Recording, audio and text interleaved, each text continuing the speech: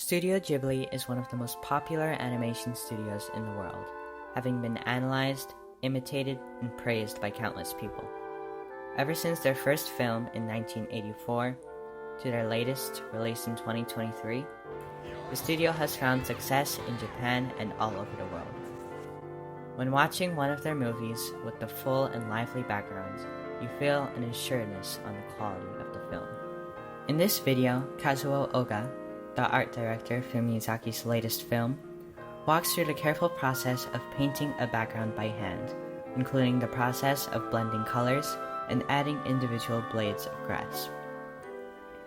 It is these backgrounds that play a crucial part in the image and reputation of Miyazaki and Studio Ghibli, as well as playing a key part in the movies.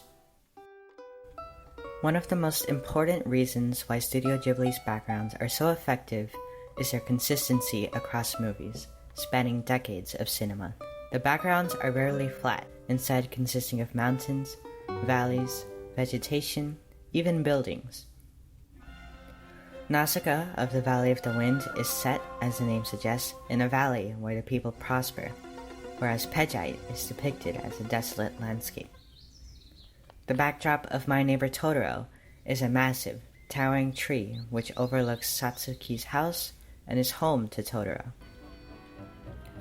The fluid architecture of the town Kiki discovers is dynamic and seems perfect for her new life.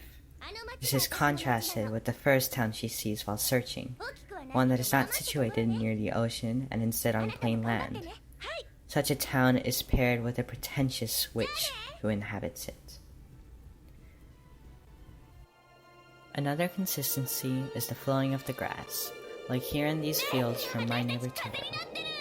This almost unreal, calming movement is quite satisfying to watch, and thus adds a feeling of quiet joy to the scene and to the movie as a whole.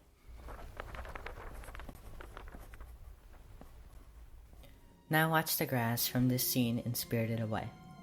It's the same movement, and it provides a very similar effect to this scene in the movie, where the family is discovering a new and different landscape. Another example can be found at the end of The Wind Rises. This literally dreamy scene matches the beauty of Jiro's lover. The scene is meant to be perfect, the way he views Naoko, and it is reflected in the natural way the grass flows in the wind. Another universal aspect of the Studio Ghibli backgrounds are the clouds, showing the immensity of nature, like here in Princess Mononoke, a film about, among other things, environmentalism. The majestic clouds also make an important appearance in Castle in the Sky, shrouding the namesake of the title in mystery, and building on the idea that the civilization was one once close with nature, using the inherent mystique of the clouds to its advantage in the scene. In other films, clouds are used in a similar way to the way that grass was, simply to paint a beautiful picture. Paired with these beautiful pictures are often bright and saturated colors, making for scenes that seem as if they were viewed through the eyes of a child,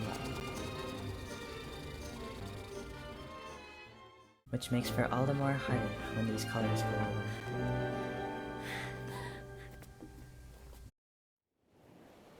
But backgrounds contribute more to Studio Ghibli than just being an effective backdrop.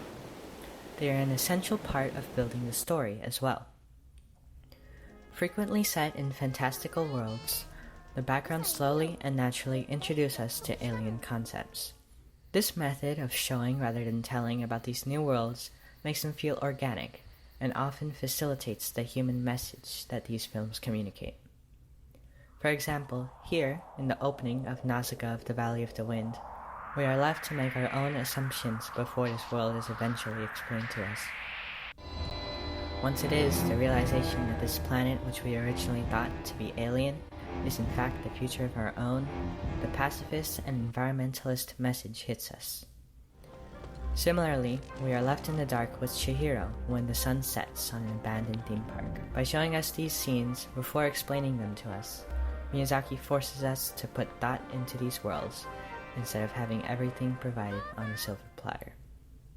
In another scene from the Academy Award-winning film, Chihiro simply takes a train to the 6th station, accompanied only by 3 mute friends and the dreamy music of Joe Hisaishi. The background for this scene is the calmest of blue waters and skies.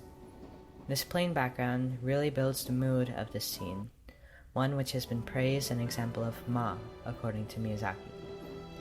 A moment of breathing, a moment where nothing is really happening.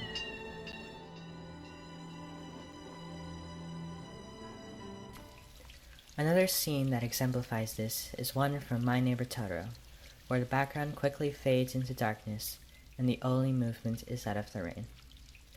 Such moments are rarely found in Western, mainstream films defined by action and with a constant pulse. Finally, the hand-drawn nature of these backgrounds carry a charming aspect. Even if it's not discernible, the knowledge that for each of these pieces a human being has sincerely dedicated some of their time on this planet to create a gorgeous piece of art is comforting.